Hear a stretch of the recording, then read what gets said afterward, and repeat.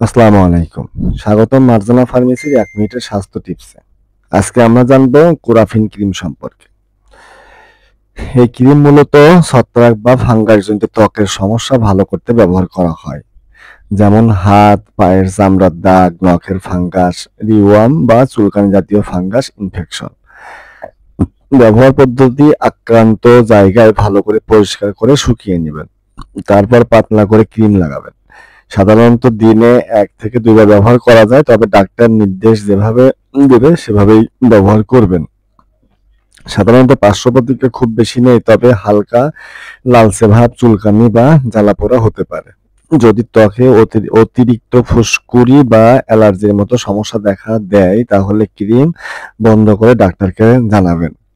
গর্ভবতী ও স্তন্যদানকারী মায়েরা ব্যবহার করার আগে অবশ্যই চিকিৎসকের পরামর্শ নেবেন। আরো স্বাস্থ্য টিপ পেতে